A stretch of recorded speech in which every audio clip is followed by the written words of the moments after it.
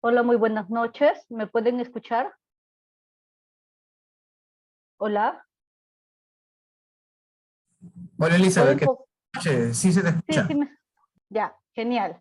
Estimados participantes, muy buenas noches. Les saluda Elizabeth Aquino de la empresa Yachaiguasi. El día de hoy darles la invitación, pues, o el recibimiento al módulo 2, perdón, que estamos iniciando. Perdón, me acaban de confirmar, mil disculpas. Es el módulo 4 de instalaciones electromecánicas del programa completo BIM. El ingeniero que va a estar a cargo del módulo 4 es el ingeniero Joaquín Reyes, quien en adelante se va a presentar con ustedes. Ingeniero Joaquín, muy buenas noches.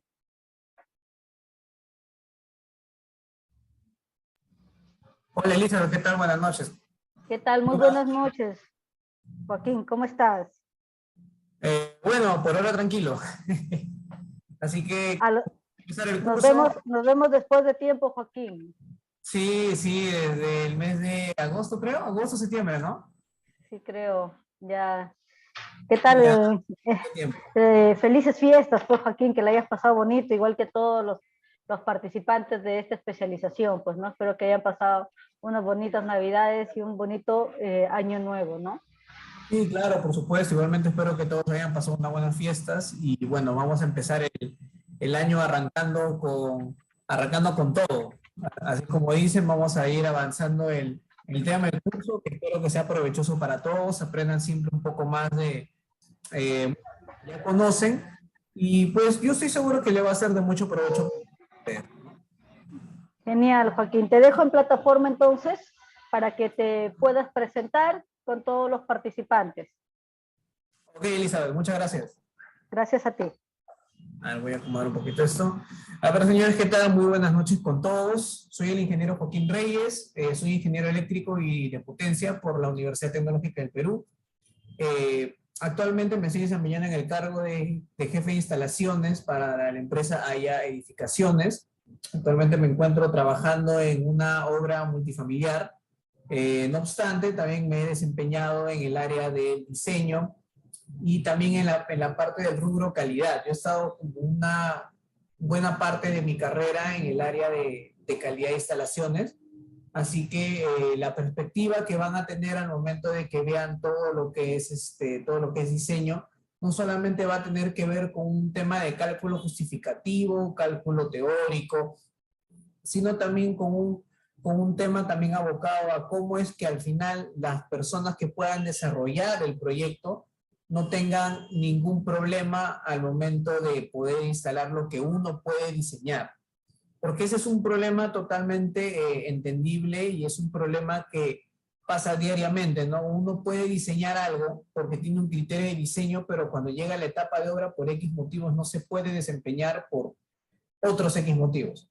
Entonces, para tratar de unir esos dos mundos, es que yo siempre veo todo desde un lado cálculo justificativo y un lado de viabilidad a través de la parte práctica que se va a desarrollar en la obra, ¿no? Porque no solamente el proyecto es diseño, sino también tiene un 100% o un 99.9% en la parte de construcción. Entonces, yo ya he realizado mi presentación. Si es que alguno quiere saber mi número de SIP cuando yo realice el tema de la presentación, ahí va a estar mi número de colegiatura, por si quieren investigarlo, revisarlo.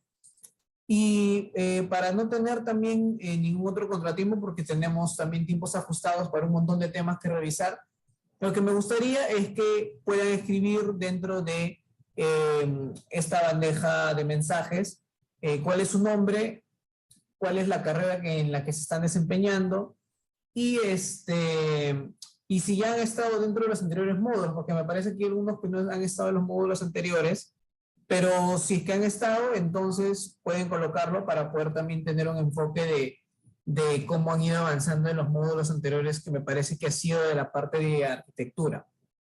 Estoy netamente seguro de que voy a encontrar ingenieros civiles, arquitectos, puedo encontrarme ingenieros eléctricos, ingenieros electromecánicos, ingenieros mecánicos, entre muchas otras cosas.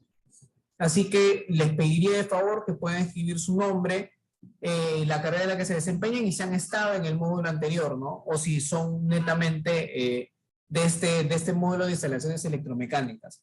Yo lo que voy a hacer es leer al menos algunos, serán unos 2 o 3, porque me parece que son bastantes, son 47 participantes, no nos daría el tiempo para ver o para consultar a cada uno, pero sí puedes ir viendo algunas otras personas. A ver, el primero que escribió, Sergio Pérez, Ingeniería Mecánica y Eléctrica. ¿Qué tal, Sergio? Muy buenas noches, ingeniero eléctrico y mecánico, muy bien.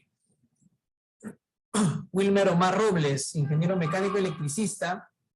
Muy bien, Wilber, ¿qué tal? Muy buenas noches. Muchos mecánicos eléctricos. Johnny Ronald, también ingeniero electromecánico, bien. Marta Cárdenas, arquitecta, primer módulo, genial, una arquitecta. Luis Tolentino, ingeniero civil. Henry Cruz, ingeniero civil, especialidad en su totalidad, genial, Henry. Julio González, arquitectura, qué bien, arquitectura también. Es importante también que no solamente esta parte del diseño lo vea netamente el ingeniero eléctrico, ¿no? O el electromecánico.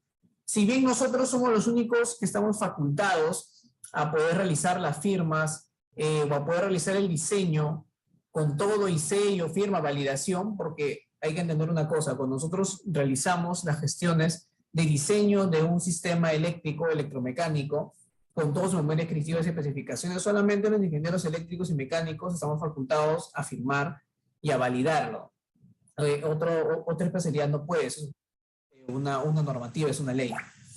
Pero siempre es bueno que la parte de arquitecturas, ingenieros civiles que ven en su totalidad el tema de la obra, el tema de acabados, estructurales, etcétera, también puedan entender y también puedan saber cómo poder desarrollar justamente un diseño eléctrico.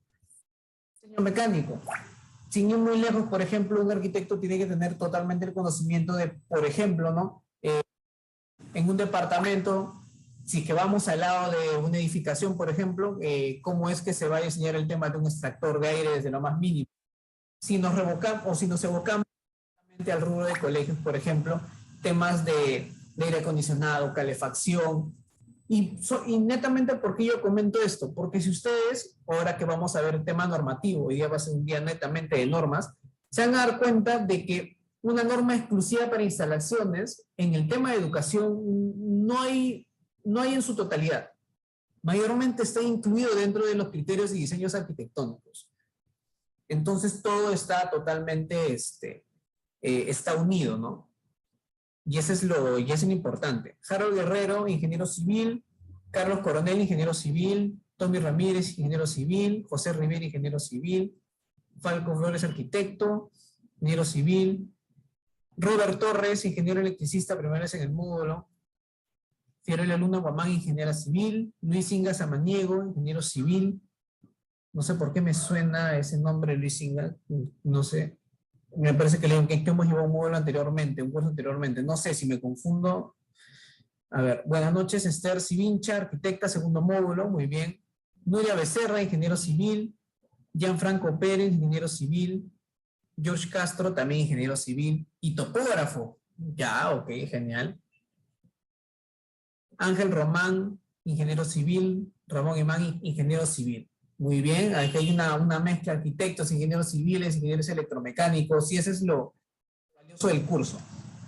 Entonces, para más o menos empezar a el tema del curso, voy a explicar un poco la dinámica de lo que vamos a realizar. Esta primera clase, que va a durar hasta las 10 de la noche, es netamente abocado a normas. Yo siempre en los cursos que tengo siempre digo que la primera clase tal vez es la que a la mayoría le va a dar sueño, a la mayoría le va a parecer algo, ¿cómo podría decirse? Algo pesado. ¿Por qué? Porque hablas de normas. Pero ¿por qué es importante hablar de normas? Porque cuando tú vayas a desarrollar una memoria descriptiva, una especificación, tienes que saber abordar bajo qué normativas es que tú has realizado. ¿Cuál es tu sustento? ¿Cuál es tu sustento para tú, por ejemplo, proponer, no sé, la instalación de un tablero autosoportado? ¿Cuál es por ejemplo, cuando vayamos a ver el tema de las redes enterradas para los buzones eléctricos de alimentadores, ¿no? ¿Cuál es tu sustento para poder elegir tal material para las conexiones entre los buzones? O sea, ¿cuál es su sustento?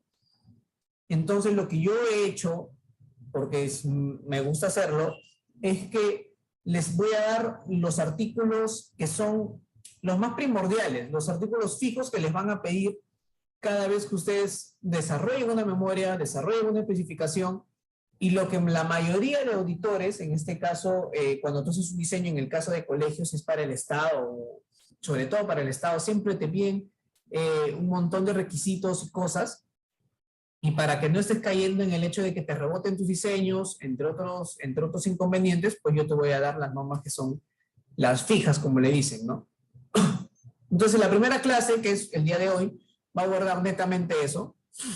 Y luego de eso vamos a ir desarrollando el tema de, para la parte eléctrica, el tema de cuadro de cargas, cuadro de caída de tensión. Vamos a desarrollar un cuadro de caída de tensión porque si bien hay una similitud con la forma en cómo se desarrolla un cuadro de cargas y un cuadro de caída de tensión, cuando se trata de, ¿cómo se llama en este caso, de centros educativos, hay una diferencia con el que se plantea para una edificación, por ejemplo, multifamiliar o una unifamiliar, netamente basado en la normativa. Entonces vamos a verlo ya al menos un par de sesiones. Luego de eso vamos a ir realizando el tema de los planos, el tema, en este caso, primordialmente ver el tema de alimentadores, ver el tema de circuitos de fuerza, el tema de tomacorrientes. Vamos a desarrollar también en la parte electromecánica un poco lo que es el diseño de los ductos extractores. Entonces vamos ya a partir de la otra semana a ver un poco más de un tema de cálculo, ¿no? Por eso les pido que esta primera clase tengan un poco de paciencia. Tal vez en algún momento van a necesitar aire. Y va a llegar el momento en el cual yo les diré a qué hora es su receso. Yo no va a ser a partir de las 8:30. Entonces, paciencia, tomar aire. Es necesario ver el tema normativo. Es sumamente importante. Y es lo primero que ustedes tienen que saber. Entonces, sin más, voy a pasar a presentar el tema del PPT que les he preparado para el día de hoy. Vamos a buscarlo por dónde está, porque tengo un montón de documentos abiertos, no sé por qué. A ver, me parece que está por aquí. A ver, instalaciones, aquí está, correcto. Acá está.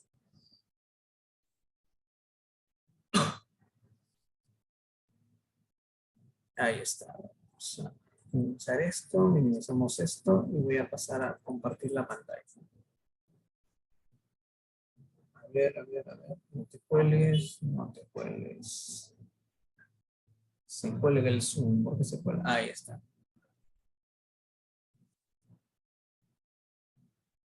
A ver, me van comentando si se puede ver la pantalla, por favor. Ahí por mensaje. Sí, se ve. Listo, conforme. Entonces, vamos a empezar a presentar diseño y cálculo de instalaciones electromecánicas para colegios. Esta es la sesión 1. Como ya les había mencionado, soy el ingeniero Joaquín Reyes. Ahí tienen mi número de colegiatura, por si quieren revisarlo. 281425. Entonces, vamos desde el grano. Desde lo primordial. Instalaciones eléctricas en interiores. Nosotros vamos a tomar en cuenta, en este caso, diversas normativas basadas en instalaciones y la parte de arquitectura. Y en su momento van a ver por qué. Y en su momento también, me parece que de aquí a 2 PPTs más, voy a darles el tema de las normativas fijas que les van a solicitar al momento de que ustedes realicen su diseño, en este caso eléctrico, o su diseño mecánico. Entonces, empezamos a definir qué es una instalación eléctrica, ¿no? Según el Código Nacional de Electricidad, de la sección 010, ¿qué es lo que nos dice? Que es una instalación, pues, de alumbrado y accesorios en un terreno, edificación o predio. Desde el punto o puntos donde el concesionario u otra entidad suministre la energía eléctrica, hasta los puntos donde esta energía pueda ser utilizada por algún equipo. Incluye también la conexión del alambrado a los mencionados equipos, así como la modificación, ampliación y reparación del mismo. Eso quiere decir que mi instalación eléctrica parte desde el punto donde la concesionaria eléctrica a mí me va a dar el abastecimiento de energía hasta el más mínimo tomacorriente que sirva para conectar un cargador. Hasta ahí llega todo lo que es mi instalación eléctrica. Vamos a empezar con la parte de instalaciones eléctricas, de ahí casi cerca a la mitad del curso vemos instalaciones mecánicas, no se preocupe. Instalaciones eléctricas interiores, pues son las que están tipificadas según lo que me dice el Reglamento Nacional de Edificaciones, en el Código Nacional de Electricidad y corresponden a las instalaciones que se efectúan a partir de la acometida hasta los puntos de utilización. En términos generales comprende las acometidas, alimentadores, subalimentadores, tableros, circuitos derivados, sistemas de protección y control, medición y registro y sistemas de puesta a tierra, entre otros. Ya tenemos las dos definiciones básicas de lo que es una instalación eléctrica. A veces puede parecer algo simple, pero yo sé que es una instalación eléctrica, pero normativamente nosotros tenemos que saber cuál es el grado en que nosotros intervenimos. Nosotros intervenimos en el diseño desde la llegada de la concesionaria eléctrica. En el caso de provincia, pues pueden ser de manera diversa, hasta, como les comenté, hasta el más simple tomacorriente en el cual uno va a cargar su celular. Ahora, ¿cuáles son las edificaciones que se entienden según el Reglamento Nacional de Edificaciones? Tienes las viviendas unifamiliares y multifamiliares, edificios comerciales y oficinas, escuelas, colegios, universidades sin internado. Nosotros vamos a básicamente centrarnos en los colegios, porque ese módulo es netamente de colegios, hoteles, pensiones con vivienda, escuelas, colegios, universidades, internados, cuarteles, hospitales, sanatorios, teatros, cinemas, auditorios, campos deportivos, iglesias, hipódromos, bibliotecas, restaurantes, cafeterías, clubes sociales, aeropuertos, estaciones de ferrocarril, terminales terrestres, marítimos, estaciones de servicio, mercados, fábricas, talleres, industrias en general. Eso quiere decir que el concepto en sí mismo de lo que es una edificación es netamente amplio, es muy amplio. Y nosotros nos vamos a centrar en lo que tiene que ver con colegios. ¿Se colgó? Ahí está, ahora sí. Entonces, tipo de edificaciones. ¿Qué tienes? Tienes edificaciones residenciales. Tienes las viviendas unifamiliares y las viviendas multifamiliares, o los edificios esos enormes que ahora ves por todos lados, en Barranco, San Isidro, cuando vemos aquí en Lima. En provincia también están empezando a realizarse estos grandes proyectos porque básicamente en Lima ya no hay en dónde construir. Edificaciones en oficinas, retail o comerciales, esos retail son los famosos locales comerciales, centros industriales, hospitales, minerías, petróleos y centros educativos o centros de educación. Ahora, ¿qué es lo que me dice en este caso? Vamos con la primera norma, la norma A040 del Reglamento Nacional de Edificaciones, que está netamente basado en el sector educación. La primera norma, la básica, para yo poder comenzar a entender cómo yo puedo empezar a diseñar una instalación eléctrica, es con la norma A040. Y en la norma A040 primero me empieza a definir y a subdividir los centros de educación. En este caso, los centros de educación básica, porque nos vamos a tratar netamente en colegios, ¿no? Tienes centro de educación básica, centro de educación básica regular, donde tienes educación inicial, educación primaria y secundaria.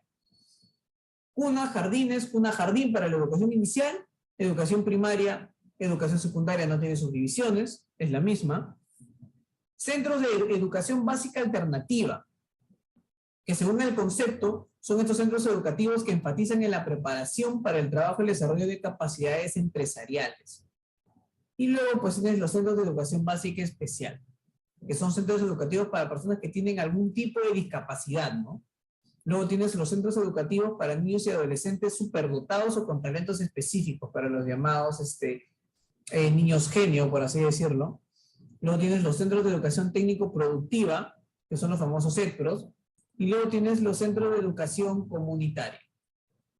Y pues bueno, luego vienen los centros de educación superior, que son las universidades, los institutos, centros superiores, escuelas superiores militares y policiales.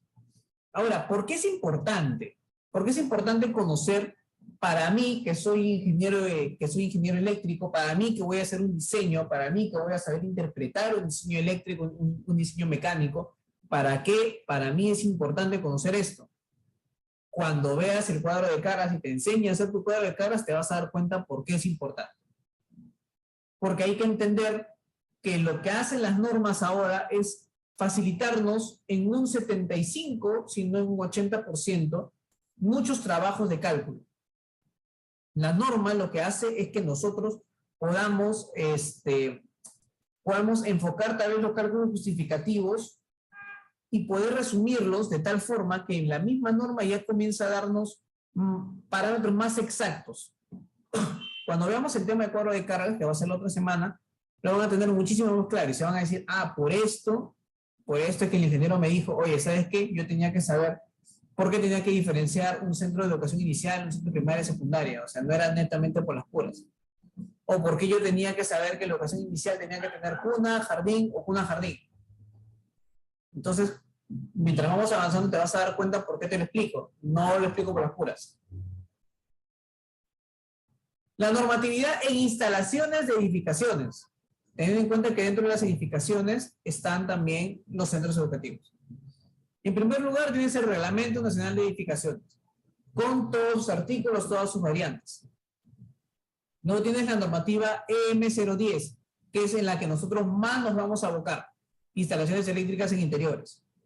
Luego tienes la normativa técnica, la EM030, instalaciones de ventilación. La EM050 de climatización.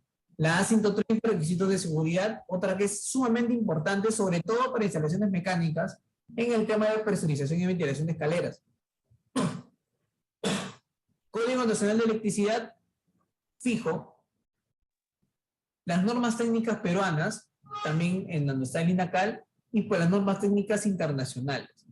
Ahora, ¿yo por qué lo pongo en este orden? No es un orden que en el que dije, mira, yo encontré esta norma, la pego primero. Pero acá también hay otra norma, la pego después. Oye, acá hay otra norma, la pego después. No. Lo pongo en este orden porque es el orden en el cual yo tengo que empezar a analizar mis diseños bajo esas prioridades. Mi prioridad inicial es hacerlo bajo las normas que me da el Reglamento Nacional de Edificaciones. Si es que por ahí hay algo que no encuentro, continúo a la M010. Me voy subdividiendo a la M030, a la M050, tomo en cuenta los requisitos de seguridad, el Código Nacional de Electricidad en Utilización, las normas técnicas, y por último, recién como una ayuda o como una sugerencia, puedo tomar el tema de las normas técnicas internacionales. Tengan en cuenta que cada país tiene su normativa, pero de por sí hay normativas técnicas internacionales, las cuales ayudan en algunos casos a poder plantear soluciones a problemas que de manera nacional tal vez no puedan realizarse. Pero no es que la edificación va a basarse en lo que, por ejemplo, me diga la NFPA o lo que me diga la IEC, no. La edificación que se realiza en el Perú está netamente relacionada a las normas técnicas peruanas, no a las internacionales. Las internacionales son un apoyo. Y es un lugar donde nosotros podemos tal vez tomar algunas sugerencias, algunas referencias, pero no tomarlos como prioridad. Eso sí es bastante importante, porque en muchas situaciones, pues, algunos, por ejemplo, más que todo en el sistema contra incendio y en el sistema de alarma contra incendio, muchas veces la normativa de la NFPA, en algunos artículos, yo les voy a mostrar algunos cuando lleguemos a la parte de detección y alarma también, se contradicen con lo que te dice la normativa, nacional. Sobre todo en el tema de la utilización, en este caso, de sistemas de detección convencionales y los direccionables. En su momento se lo voy a explicar, ahora se los lanzo ahí, pero es una forma o es un ejemplo en el que ustedes mismos se tienen que dar cuenta de que las normativas nacionales e internacionales difieren en algunas cosas por el mismo hecho que las internacionales tienen parámetros distintos a lo que usamos en el país. Continuamos. Entonces, cuando hablamos de centros educativos, como les mencioné, normalmente lo que vamos a encontrar es que las consideraciones que se tengan para instalaciones eléctricas se encuentran dentro de normativas que uno tal vez no ve. En este caso, arquitectura. En arquitectura, por ejemplo, ¿qué normas tienes? Por ejemplo, tienes la norma G040, definiciones, contenido de las generalidades del Reglamento Nacional de Edificaciones. ¿Qué más tienes? Condiciones generales de diseño. ¿Qué más tienes? accesibilidad universal en edificaciones para personas con discapacidad, los requisitos de seguridad que ya la habíamos visto en la norma A130. Bueno, ahí sí ya la habíamos visto, la A040, que es el subcapítulo de educación del Reglamento Nacional de Edificaciones.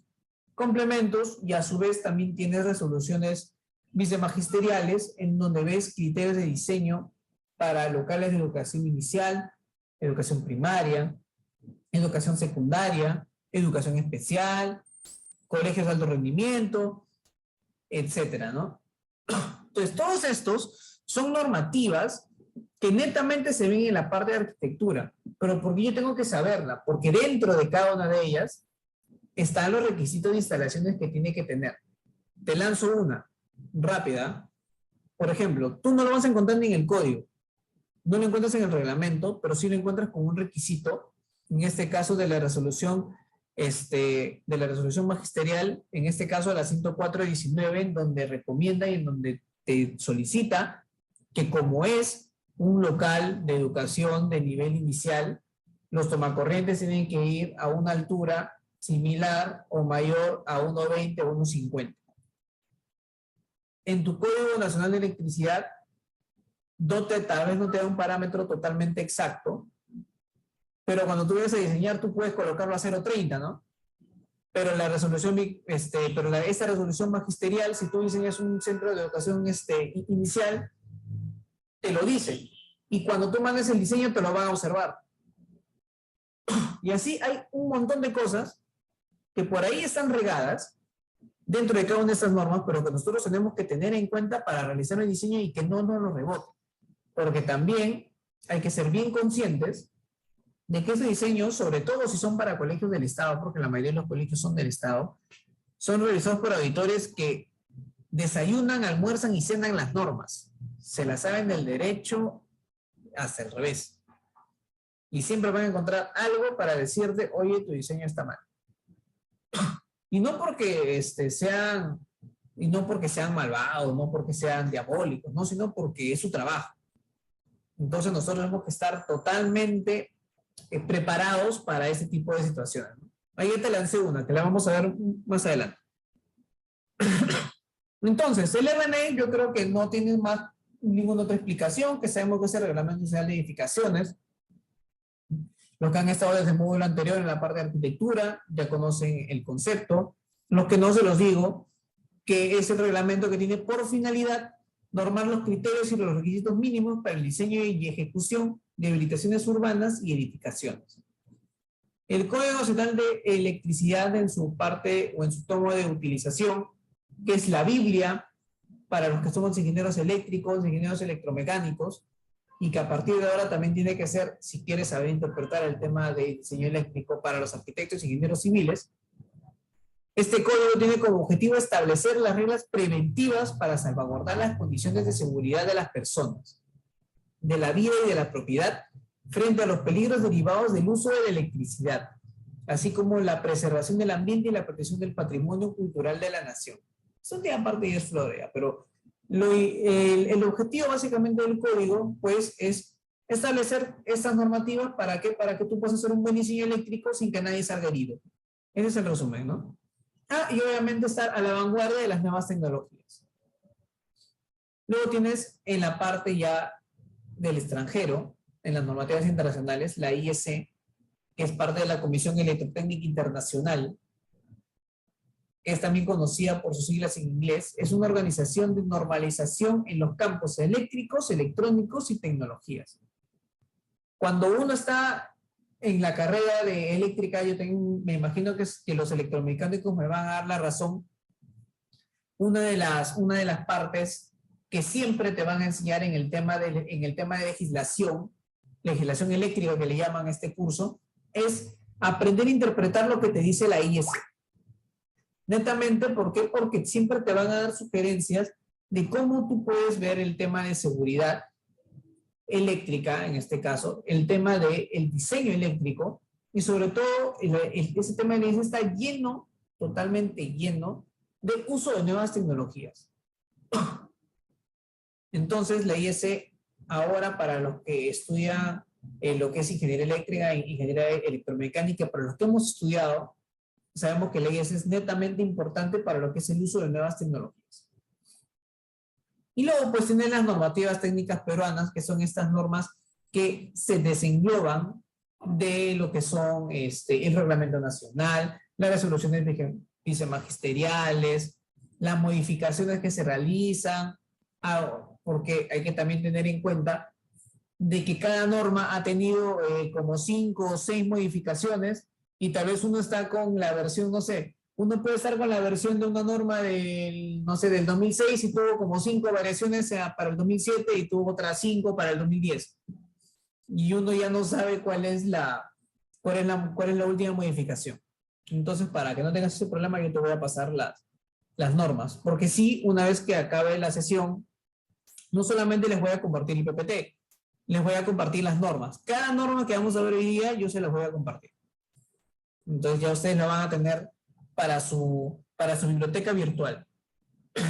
Así que por ese lado, no se preocupen, no van a tener necesidad de buscar en internet, porque en internet es un poquito complicado de encontrar, porque vas a encontrar como 8, 9, 10 versiones en diferentes formatos, diferentes parámetros, y tú no vas a saber si te están engañando, cuál es cuál. Tú no te preocupes, yo te lo voy a pasar. ¿Cuáles son las que vamos a ver el día de hoy? ¿Cuáles son las importantes?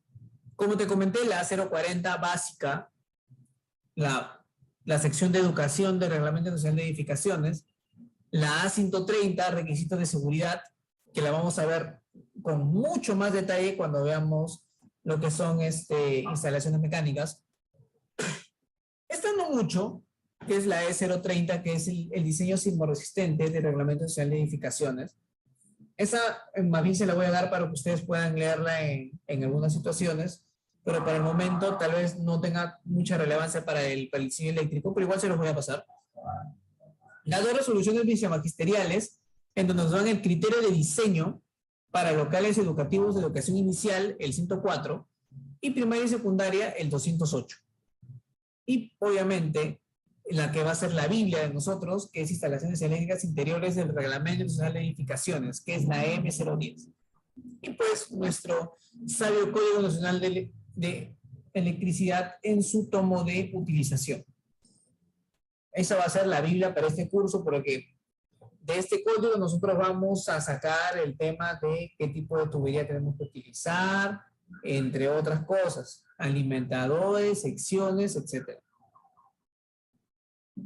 Entonces vamos a empezar la A040. ¿Qué es lo que me dice la A040? O sea, te dice educación, pero ¿cuál es el rango? ¿Cuál es el alcance? Y es que la presente norma técnica tiene por objetivo regular las condiciones de diseño para la infraestructura educativa, con el fin de contribuir al logro de la calidad de la educación en concordancia con lo establecido pues, en la ley respectiva, que es la 28044, que es la Ley General de Educación. Entonces, cuando tú diseñas un colegio, lo primero que va a ver el auditor es, a ver, lo que va a hacer este colegio, pues tiene que estar totalmente normado para lograr el estándar de calidad de educación. ¿Y cuál es lo que me regula? Pues la Ley 28044. Es lo primero que va a revisar. Entonces, justo como te dije, voy a ir dándote algunos artículos que son los básicos. No vas a ver toda la norma, solamente los artículos que nosotros vamos a utilizar, en este caso, para instalación. El artículo 5, ¿qué te dice? Las edificaciones de uso educativo se ubicarán en los lugares señalados en el plan urbano y considerando lo siguiente: acceso mediante vías que permitan el ingreso de vehículos para la atención de emergencias, posibilidad de uso por la comunidad, capacidad para obtener una dotación suficiente de servicios de energía y agua, necesidad de expansión futura, topografías convenientes menores a 5%, un bajo nivel de riesgo en términos de morfología del suelo o posibilidad de ocurrencia de desastres naturales, y pues un impacto negativo del entorno en términos acústicos, respiratorios o de salubridad. ¿Y eso a mí en qué me funciona o en qué me va a servir? Pues para cuando yo haga el planteamiento de mis redes enterradas. Porque obviamente yo tengo que ver la forma, pues, de no, tal vez de no pasar por la parte baja de un ingreso vehicular para emergencias, entre otras cosas. Cuando veamos el tema de redes enterradas, ahí se van a dar cuenta. Pero esa es fija, básica. Luego, el diseño arquitectónico, en el artículo 6 de los centros educativos, tiene como objetivo crear ambientes propicios para el proceso de aprendizaje, cumpliendo con los siguientes requisitos: La ventilación en los recintos debe ser permanente, alta y cruzada. Eso lo consigues con ventilación, con ventilación natural o lo consigues con ventilación forzada. El volumen de aire requerido dentro del aula será de 4.5 metros cúbicos de aire por alumno. O sea, te va a servir para cuando hagas instalaciones mecánicas. La iluminación natural de los recintos educativos debe estar distribuida de manera uniforme. Acá ya nos compete a nosotros. Iluminación. El área de vanos para iluminación deberá tener como mínimo el 20% de la superficie del recinto. Nos va ayudando más. Y la distancia entre la ventana única y la pared opuesta a ella será como máximo 2.5 veces la altura del recinto. ¿Qué más te dice este artículo? Te da los luxes que tiene que tener cada ambiente de cada uno de los de estos centros que va a ir dentro del colegio, ¿no? En este caso, aulas, talleres, circulación y servicios higiénicos. Por ejemplo, el aula tiene que tener 250 lux. El taller tiene que tener 300 lux. La circulación 100 lux. Y los servicios higiénicos 75. Entonces, cuando veamos la parte de nosotros de iluminación, llegamos nuestro diseño en Dialux, vamos a buscar cumplir estos parámetros. Y de no cumplirlos, pues ver la forma de o realizar una justificación básica de por qué no y por qué si una luminaria tal vez me ofrece una mayor cantidad de luces en grupo, aún puede seguir funcionando, aún puede estar dentro de la parte normativa, entre otras cosas, ¿no? Pero esto nos va a servir este artículo para cuando nosotros hagamos nuestros proyectos en el Dialux. Otro que te dice, la iluminación natural de los ambientes que la requieran debe estar distribuida uniformemente en la superficie de trabajo, evitándose el deslumbramiento y otros efectos adversos en el desarrollo de las actividades. Vamos a ver estos conceptos cuando vemos iluminación, pero ¿qué es el deslumbramiento? Pues el deslumbramiento es cuando una luminaria pues genera esos pequeños manchones tal vez en la pared. A veces cuando tú ves una luz mal ubicada o cerca de una pared, genera como una mancha blanca, y esa mancha blanca rebota, aunque no lo creas, rebota dentro de el ángulo en el que tú tienes tu visión y te genera incomodidad. Eso es el deslumbramiento, hablando de manera general. Entonces, lo que se busca es que dentro de los centros educativos, sobre todo, porque iban a estar los niños, o sea, los niños no pueden estar teniendo esos problemas visuales, es que la forma en cómo se diseñe todo lo que tenga que ver con alumbrado, todo lo que tenga que ver con el tema de luminarias, pues evita la mayor cantidad de estos defectos lumínicos. ¿Y cómo también se puede evitar? Pues empezar a reducir el color de las luces. No sé si se han empezado a dar cuenta de que hay no solamente centros educativos, sino también edificaciones que están empezando a eliminar un poco el tema del color de la luz. Normalmente nosotros lo que conocemos como luz blanca, que son estas luces de 4000K, ya están empezando a utilizarse menos y están siendo reemplazadas por estas luces de 2700 o 3000K. También en los colegios. ¿Por qué? Porque es lo que te va a generar, o es, si hablamos de una manera un poco más popular, la luz blanca como que te genera más incomodidad visual. Por el mismo color, por el mismo destello. Yo, por ejemplo, aquí en mi departamento tengo una luz blanca que, sin exagerar, a mí me incomoda. Y obviamente yo la voy a cambiar, ya voy a comprar una luminaria con un plafón con luz de unos 3000K. Pero es algo que la misma vista te exige. Imagínate si yo, que soy una persona de 27 años, tiene estos problemas. Imagínate un niño, imagínate un adolescente que recién está en un proceso de formación, tiene 12 años, 13 años, un niño de 10 años, 9 años, le va a incomodar más todavía. Entonces, las normas en lo que tiene que ver con iluminación son bastante precisas, bastante exactas. Luego te dice, cuadro número 2, clasifica los ambientes, aulas, sala de usos múltiples, que se le llama los Zoom, los talleres, laboratorios, salas de cómputo, salas de idiomas, circulaciones, vestíbulos y similar, servicios higiénicos, bibliotecas y otros. ¿Por qué me va a servir saber el tema de la clasificación de ambientes? Cuando veamos el tema de cuadro de cargas la otra semana, te vas a dar cuenta por qué. Y te voy a explicar de la manera más clara posible para que te des cuenta por qué te explico el tema de la división. Ahora, artículo 15. Mira, ya hemos visto cuántos artículos hemos visto. Artículo 5, para ver el tema de dónde yo puedo ir pasando mis redes enterradas. El artículo 6, para saber cuáles son los parámetros de iluminación. Ahora el artículo 15, que me dice, instalaciones técnicas, se debe implementar sistemas de videovigilancia, instalaciones de comunicaciones, redes de alumbrado de áreas comunes, puntos de voz, puntos de datos y video, entre otros, según se requiere en el proyecto. Eso quiere decir que lo mínimo que a mí me van a pedir no solamente es la clásica de alumbrados y de tomar corrientes, no, me van a pedir sistemas de videovigilancia, instalaciones de comunicaciones, o sea, puntos de TV, puntos en este caso de data, ¿no? Entonces hay que empezar a tener en cuenta que en los colegios me van a empezar a exigir estas cosas y yo ya tengo que empezar a ver si es que el diseño arquitectónico que a mí me dan como plantilla tiene los ambientes necesarios y de no tenerlos y de no poder cambiarse, ver la forma de poder minorizar el impacto que va a tener cuando yo mande a aprobar mi proyecto, ¿no? Aquí, por ejemplo, ves un cuarto eléctrico. Es un ejemplo, ¿no? Un cuarto eléctrico con tuberías MT. Aunque parecen... No, si son MT, acá están las unidades con tornillos. Ahora, terminamos con la 040. Mira, de la 040, me parece que son unas 5 o 6 hojas. De todas las 5 o 6 hojas, para lo que son instalaciones, yo te he dado 3 artículos, que son los básicos. Lo apuntaste, lo colocaste y ya sabes. Cuando te pase el PPT y te hagas hacer tu diseño, ya sabes de la 040 cuáles son los 3 artículos principales para cuando hagas sus instalaciones eléctricas. Mira, te lo he resumido de unas 5 páginas, creo. La A130, requisitos de seguridad. ¿Qué me dice, por ejemplo, el artículo 40?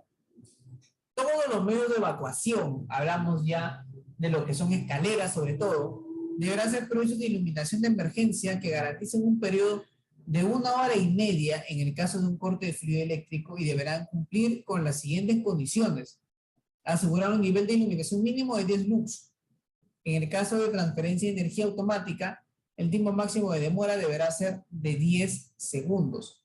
Este caso de transferencia se da pues, por un tablero básico de transferencia que tú tengas unido, en este caso tu tablero de servicio general, con tu tablero de grupo electrógeno.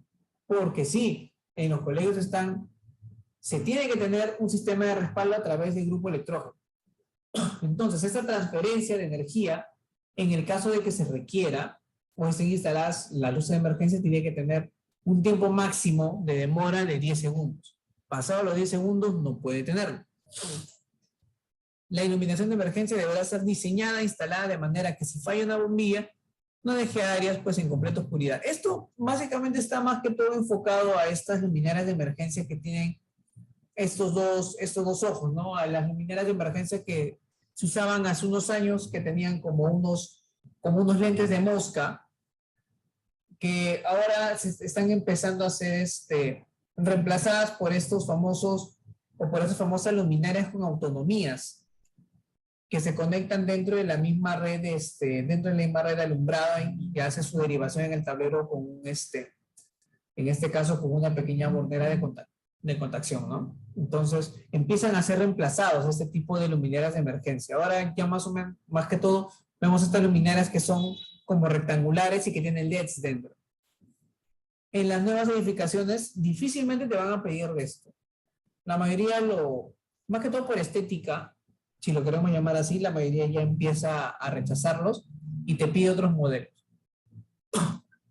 Las conexiones deberán ser hechas de acuerdo al Código Nacional de Electricidad. Cuando veamos la parte de alumbrado, lo vamos a ver. Tomo 5, artículo 7.1.2.1. Sí, así está el código. O sea, el código te da hasta como 5 numerales. Y pues el sistema deberá estar alimentado por un circuito que alimenta normalmente el alumbrado en el área y tiene que estar conectado antes que cualquier interruptor local. De modo que se asegure que ante la falta de energía en el área, pues se enciendan las luces.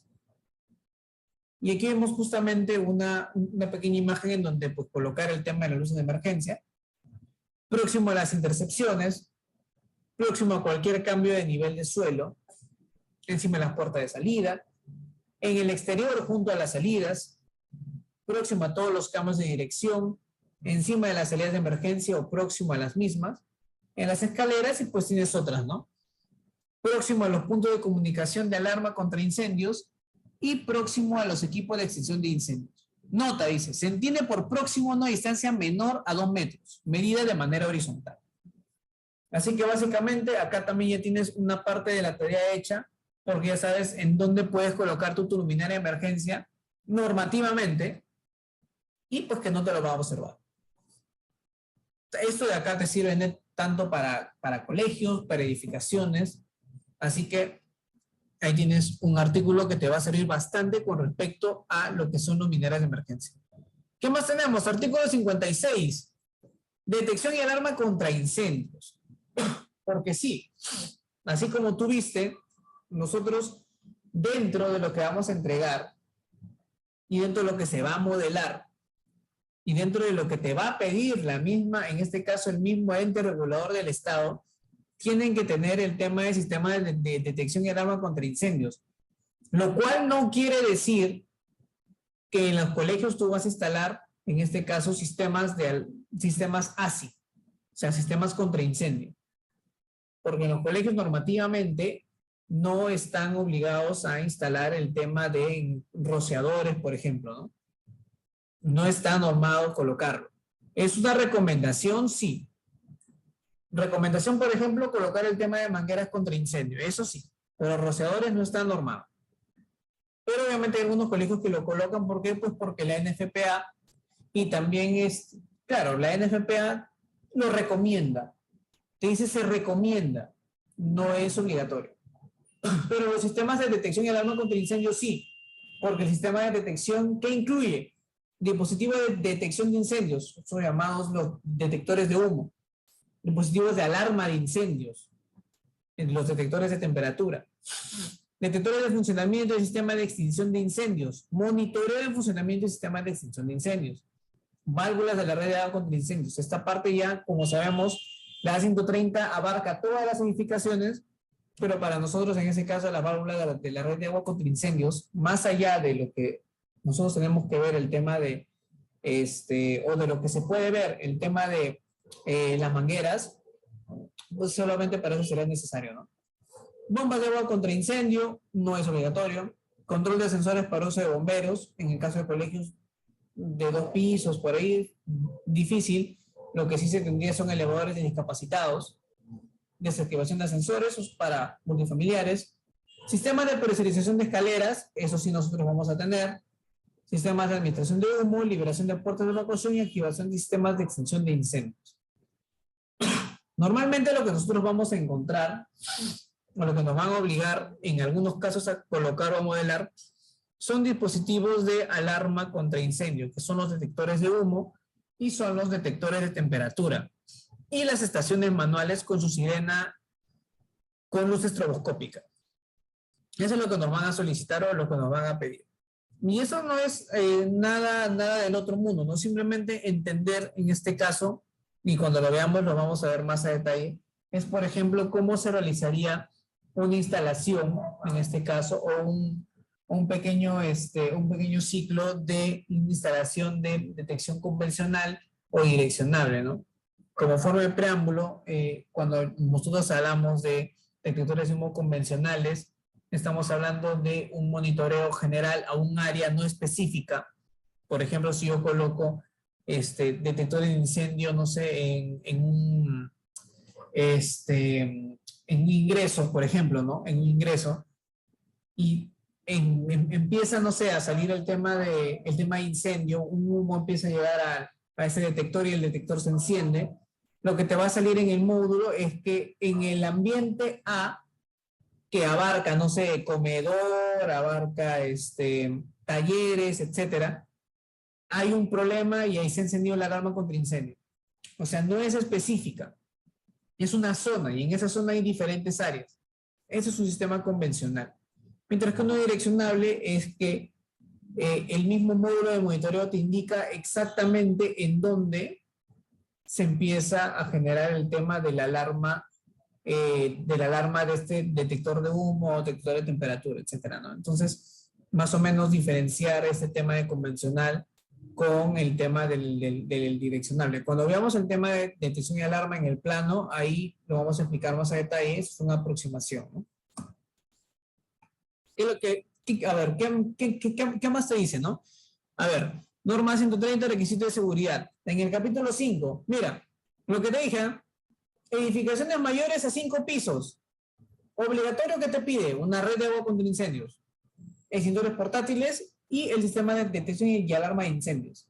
De 5 hasta 10 niveles te pide una red de agua contra incendio de tipo montante seca, escaleras de evacuación, hidrantes y pues la localidad cuenta con compañía de bomberos. Entonces, si te das cuenta, aquí tienes edificaciones mayores a 5 pisos, de 5 hasta 10 pisos, 10 a 20 pisos, más de 20 pisos, y pues la sumatoria de áreas fechadas de estacionamiento y circulación que sean mayores a 750 metros cuadrados. Entonces, básicamente el colegio estaría incluido en ninguno de estos.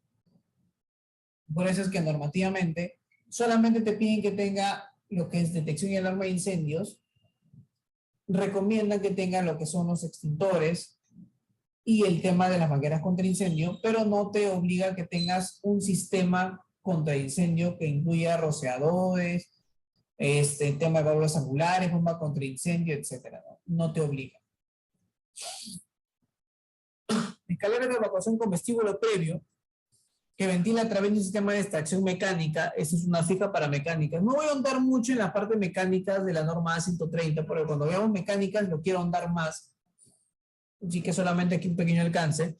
Cuando se genera un evento de incendio en la edificación, se deberá interconectar con el sistema de detección y alarma contra incendio de la misma, ¿no? Los extractores mecánicos deben ser abastecidos por una fuente secundaria de energía. Ya sabemos nosotros qué tenemos que dejar. Y por la activación automática el sistema deberá efectuarla un detector de humo ubicado dentro de los 3 metros de la puerta de entrada del hall al vestíbulo previo. Entonces, tú ya más o menos te vas dando cuenta, cuando vayas diseñando, en donde tú más o menos puedes ir ubicando tu sistema de detección y alarma contra incendio.